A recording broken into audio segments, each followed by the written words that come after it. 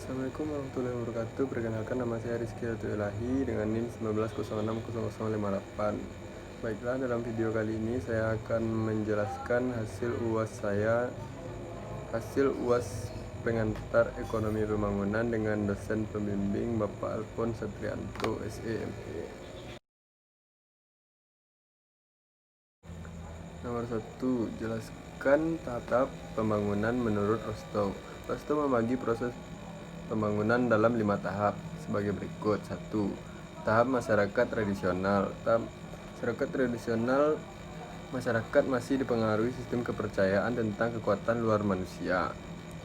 Masyarakat tradisional memiliki ciri-ciri sebagai berikut. 1. Tingkat produksi per kapita dan tingkat produktivitas para pekerja masih sangat terbatas. Sebagian besar sumber daya masyarakat digunakan untuk sektor pertanian. 2. Struktur sosial dalam pertanian yang masih bersifat hierarkis, di mana anggota masyarakat kemungkinan mengadakan mobilitas vertikal. Ketiga, kebijaksanaan pemerintah pusat dipengaruhi oleh tuan tanah yang berkuasa di daerah. Tahap kedua, yaitu tahap prasyarat lepas landas. Pada tahap ini, kondisi masyarakat mulai menghilangkan hambatan-hambatan yang menghalangi proses pertumbuhan ekonomi. Pada tahap ini dibedakan menjadi 2 ciri, yaitu 1. Tahapan yang dicapai oleh negara-negara seperti Eropa, Asia Timur, Timur Tengah, dan Afrika yang dilakukan dengan merombak masyarakat tradisional lama yang sudah ada. Kedua, tahapan yang dicapai oleh negara-negara seperti Amerika Serikat, Kanada, Australia, dan Selandia Baru yang dilakukan tanpa merombak masyarakat tradisional lama yang sudah ada. Tahap ketiga, tahap lepas landas. Pada awal tahap ini terjadi perubahan yang drastis dalam masyarakat seperti revolusi politik, terciptanya kemajuan yang pesat, atau berupa terbukanya pasar-pasar baru. Ciri-ciri dari tahap lepas landas yaitu 1. Berlakunya kenaikan dalam penanaman modal yang produktif dari 5% atau kurang menjadi 10% dari produk nasional neto. Tahap keempat yaitu menuju kematangan. Pada tahap ini, keadaan perekonomian yang terus-menerus bertumbuh meskipun kadang-kadang disertai dengan laju yang fluktuatif. Terjadi perluasan pemakaian teknologi modern secara menyeluruh pada kegiatan-kegiatan perekonomian. Timbul industri-industri baru dengan cepat dan tertinggalnya industri-industri lama, sehingga barang-barang yang dulunya diimpor sekarang mampu diproduksi dalam negeri sendiri. Tahap kelima, tahap konsumsi tinggi. Pada tahap konsumsi tinggi ini, pendapatan real per kapita meningkat sampai pada suatu titik di mana sejumlah besar orang dapat membeli barang-barang konsumsi selain kebutuhan pokok seperti sandang, pangan, dan papan. Rostow juga menyebutkan ada 3 macam tujuan masyarakat.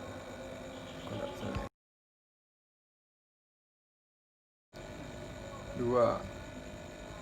Teori Arthur Lewis.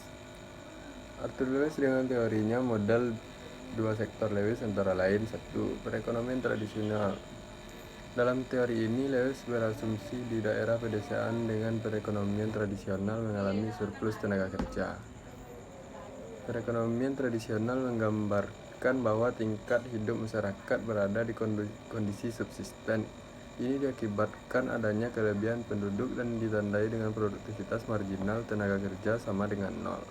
Situasi ini memungkinkan Lewis untuk mendefinisikan kondisi di mana surplus tenaga kerja sebagai suatu fakta bahwa jika sebagian tenaga kerja tersebut ditarik dari sektor pertanian. 2. Terjadi perkembangan satu atau beberapa sektor industri dengan tingkat laju pertumbuhan yang tinggi. 3. Terciptanya suatu kerangka dasar politik, sosial, dan institusional yang akan menciptakan segala gejolak-gejolak untuk membuat perluasan di sektor modern. 4. Potensi eksternalitas ekonomi yang ditimbulkan oleh kegiatan lepas landas sehingga menyebabkan pertumbuhan akan terus-menerus terjadi. Kedua, perekonomian industri. Pada perekonomian industri terletak pada perkotaan modern yang berperan penting adalah sektor industri. Ciri-ciri perekonomian ini adalah tingkat produktivitas yang tinggi dan menjadi tempat penampungan tenaga kerja yang ditransfer dari sektor subsisten. Dengan demikian, perekonomian perkotaan merupakan daerah tujuan bagi para pekerja yang berasal dari pedesaan sehingga menambahnya tenaga kerja yang akan meningkatkan output yang diproduksi. 4. 4A. Proses dan Rodan adalah ekonom yang pertama yang mengemukakan teori pertumbuhan berimbang. Anggapnya yang utama adalah produk marginal sosial, disingkat PMS, dari suatu investasi yang berbeda dengan produk marginal privat, disingkat PMP. Dan jika kelompok industri direncanakan secara bersama sesuai dengan PMS, maka laju pertumbuhan ekonomi akan lebih cepat daripada tidak direncanakan bersama.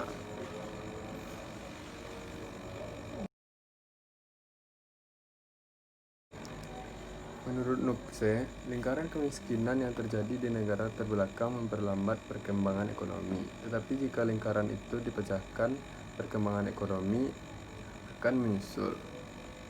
Sedangkan menurut Lewis, di dalam program pembangunan semua sektor ekonomi harus tumbuh secara serentak untuk menjaga keseimbangan yang tepat antar industri dan pertanian serta antar produksi untuk konsumsi di dalam negeri dan produksi untuk yang diekspor.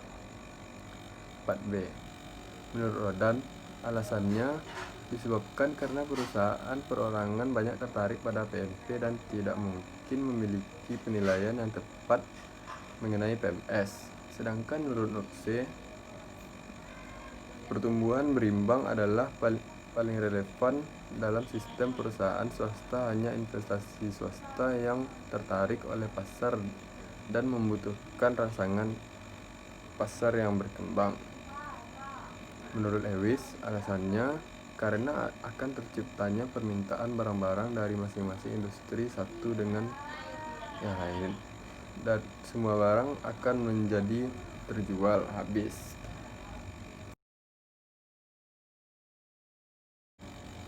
5A. Pengertian rangkaian investasi konvergen dan divergen. Konvergen adalah investasi yang tercapai jika harga dan grafik pada indikator bergerak secara serentak. Contohnya, analisis teknikal gerak. Sedangkan investasi divergen adalah investasi yang dipenuhi secara harga bergerak pada perlawanan arah dengan grafik indikator kiri divergen pada umumnya. Menandakan ada kemungkinan harga akan reversial. Contohnya, trading. B. Bagaimanakah salah satu strategi menempangkan perekonomian? Jelaskan dan berikan contoh.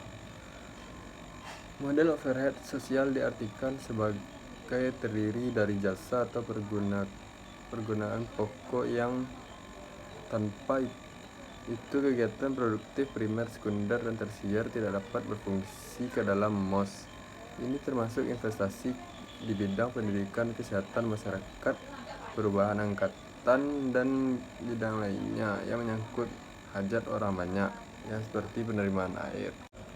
Contohnya, penyediaan tenaga kerja dengan lebih murah dapat mendorong berdirinya industri yang kecil. Investasi emas secara tidak langsung menunjang pertanian, industri, atau perdagangan dengan game termurah, berbagai masukan yang mereka ajukan, atau dengan menurunkan biaya. Myrdal mendefinisikan dampak balik backwest effect sebagai semua perubahan yang bersifat merugikan dari ekspansi suatu ekonomi di suatu tempat karena sebab-sebab di luar tempat itu. Dalam istilah ini, Myrdal memasukkan dampak migrasi, perpindahan modal, dan perdagangan serta keseluruhan dampak yang timbul dari proses sebab sirkuler antara faktor baik non-ekonomi maupun ekonomi. Dampak sebar atau spread effect merujuk pada momentum pembangunan yang menyebar secara sentrifugal dan pusat pengembangan ekonomi ke wilayah-wilayah lainnya. Sebab utama ketimpangan regional menurut Myrdal adalah kuatnya dampak balik dan lemahnya dampak sebar di negara terbelakang. 7B. Asal tidak merata dan regional dalam suatu negara berakar pada dasar dan non-ekonomi.